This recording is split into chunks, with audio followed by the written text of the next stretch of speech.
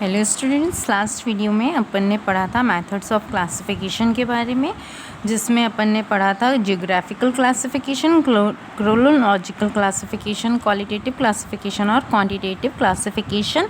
आज हम quantitative classification की ही और डीप स्टडी करेंगे और उसके अंदर पढ़ेंगे। ठीक है, सो नाउ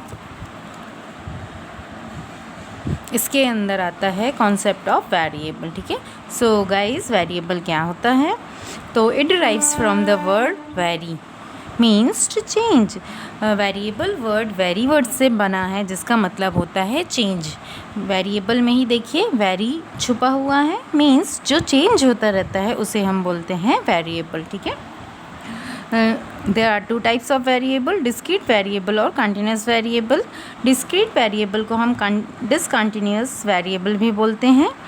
डिस्क्रीट वेरिएबल वो होते हैं जिन्हें हम काउंट कर सकते हैं और उनसे एक एग्जैक्ट वैल्यू निकल कर सामने आती है। ठीक है, फ्रैक्शन में वैल्यू नहीं होती। मीन्स एग्जाम्पल लेते हैं नंबर ऑफ़ चिल्ड्रन का। ठीक है, नंबर ऑफ़ चिल्ड्रंस कितने हैं? 20 हो सकते हैं, 30 हो सकते हैं, 40 हो सकते हैं, लेकिन क्या 20.5 हो सकते हैं? नहीं, है ना। तो डिस्क्रीट वेरिएबल से जो वैल्यू निकल कर सामने आती है वो एग्जैक्ट होती है और उन्हें हम काउंट कर सकते हैं। ठीक है, नाउ सेकेंड है कंटिन्यूस वेरिएबल। ठीक है, कंटिन्यूस वेरिएबल क्या होते हैं? तो which are measurable and any value can be extracted. Continuous variable को हम मेज़र कर सकते हैं और इनसे किसी भी प्रकार की वैल्यू निकलकर सामने आ सकती है। मींस वो एग्जैक्ट वैल्यू भी हो सकती है डेटा की और फ्रैक्शनल वैल्यू भी हो सकती है डेटा की। एग्जाम्पल के लिए हाइट 5 फुट 4 इंच है ना, 5 फुट 4 इंच कोई फ्रैक्शन में वैल्यू है। वेट 50 kg हो सकता है, 55 kg हो सकता है और 50.5 kg भी हो सकता है ना। मींस एग्जैक्ट वैल्यू में भी डेटा निकल कर आ रहा है और फ्रैक्शनल वैल्यू में भी डेटा निकल कर सामने आ रहा है। ठीक है, नाउ अब अपन पढ़ते हैं स्टैटिकल सीरीज़ के बारे में। तो the arrangement of classified data in some logical order is called statical series. जब हम क्लासिफाइड डेटा को सम लॉजिकल ऑर्डर में अरेंज करते हैं तो उन्हें हम बोलते हैं स्टैटिकल सीरीज़। ठीक है, इन्हें हम 2 पार्ट्स में डिवाइड कर सकते हैं। इनका 2 पार्ट्स में बाइफर्केशन कर सकते हैं। फर्स्ट है on the basis of characteristics and second है on the basis of construction.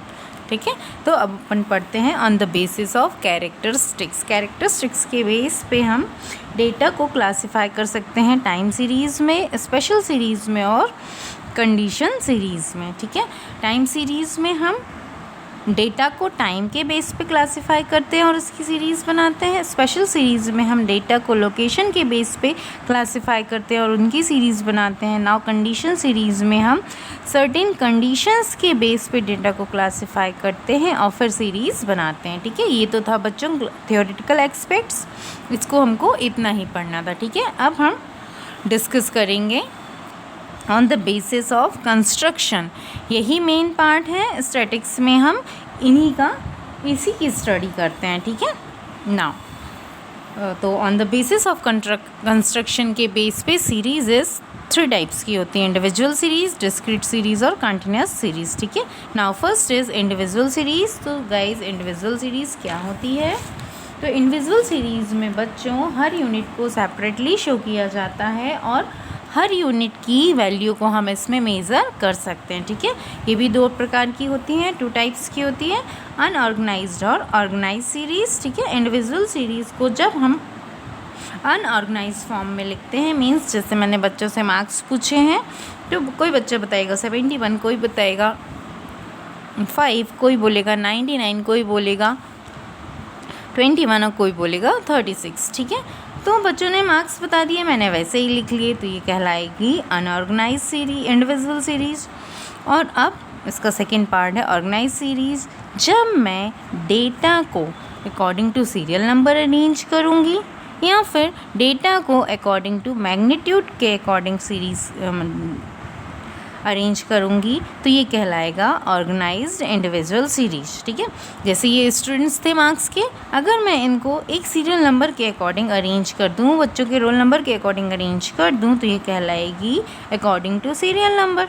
जैसे रोल नंबर 1 के 99, रोल नंबर 2 के 21, रोल नंबर 3 के 5, रोल नंबर 4 के 71 और रोल नंबर 5 के 36। तो मैंने क्या किया, रोल नंबर के अकॉर्डिंग रोल नंबर के सीरियल नंबर के अकॉर्डिंग अरेंज कर दिया, तो ये कहलाएगी according to serial number organise individual series.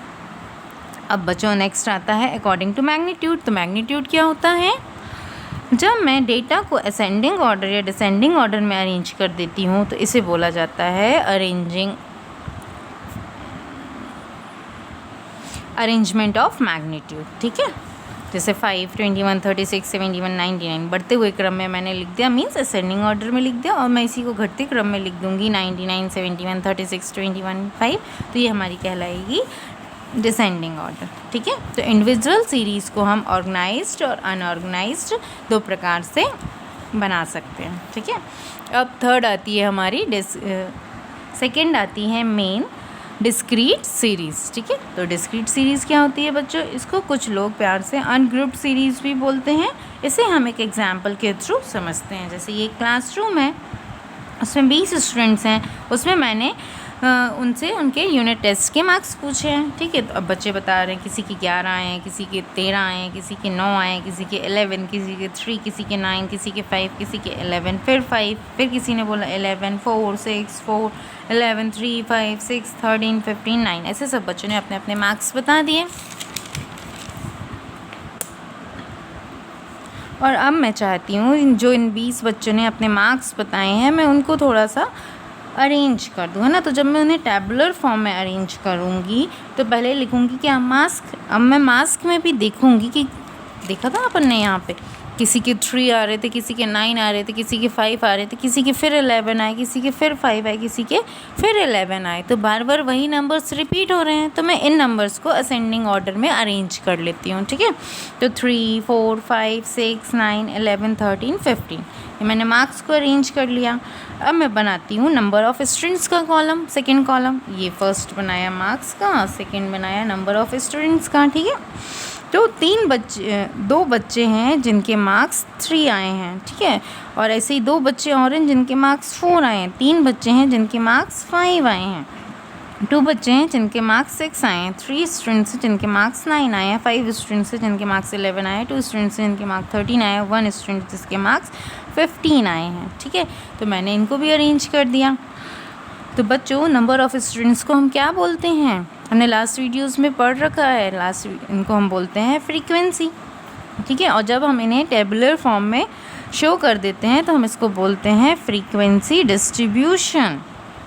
ठीक है, और डिस्क्रीट सीरीज में बच्चों एक मेन कॉलम होता है नंबर 3 टैली मार्क्स का।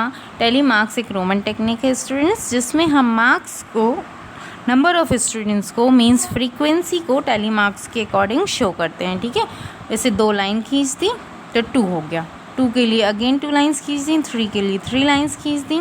जैसे यहाँ पे 5 है तो 5 के लिए 1, 2, 3, 4 और 5 से बंद कर दिया, इनको कट कर दिया, तो ये कहलाती है टैली मार्क्स। ठीक है, जब हम अपने डेटा को क्लासिफाई करते हैं डिस्क्रीट सीरीज़ के अंदर और टेबुलर फॉर्म में शो कर देते हैं इस तरह से, तो ये कहलाती है हमारी डिस्क्रीट सीरीज़। ठीक है, ओके गाइस, थैंक यू।